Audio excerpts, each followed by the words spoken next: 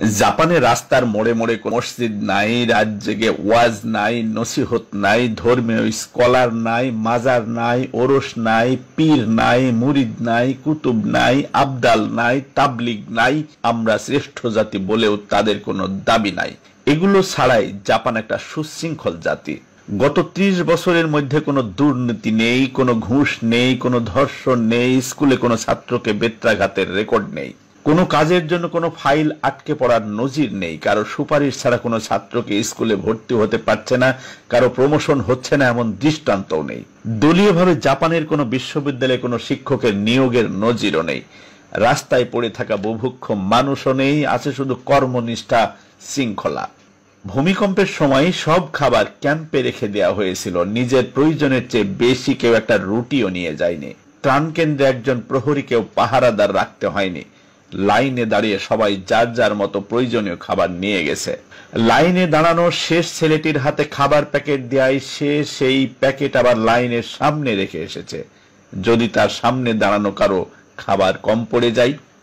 জাপানে কোনো কালোবাজারি দ্রব্যের দাম বাড়িয়ে মানুষকে জিম্মি করে না, কেউ খাবারে ভেজাল মেশায় না। রাস্তাঘাটগুলো এত চকচকে ঝকঝকে যে নিজের চেহারা রাস্তায় দেখা যায়। শুধু বয়স্ক কিংবা যুবকরা নয়, একজন শিশুও জাপানের রাস্তায় যেখানে সেখানে ময়লা ফেলে রাখে না। কোনো প্রোগ্রাম 1 মিনিট দেরিতে শুরু হয় না। 1 মিনিট ট্রেন লেট করেছিল বলে পত্রিকার পাতায় ক্ষমা চাওয়া হয়েছিল। টেকনোলজি আর ডেভেলপমেন্টে জাপান পৃথিবী থেকে 10 বছর এগিয়ে আছে। পুরো পৃথিবীর খাবার ফুরিয়ে গেলেও জাপানে আগামী 30 বছরের জন্য খাবার মজুদ আছে।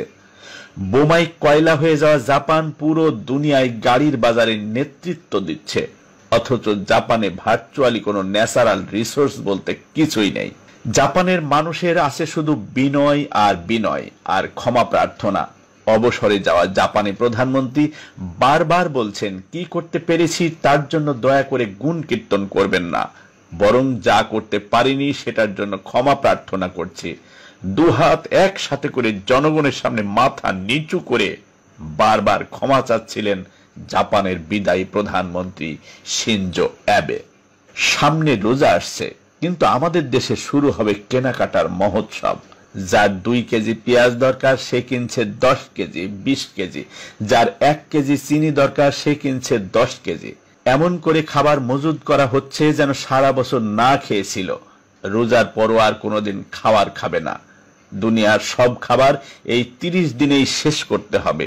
এই সুযোগে পবিত্র রমজানের ব্যানার টাঙিয়ে দ্রব্যের মূল্য বাড়িয়ে ব্যবসায়ীরা অপবিত্র কাজ শুরু করে দিচ্ছে। আমাদের মোড়ে মোড়ে এত মসজিদ, মাঠে মাঠে এত ওয়াজ, অলিতে গলিতে এত মাজার হওয়ার পরেও পরিবর্তন হচ্ছে না কেন?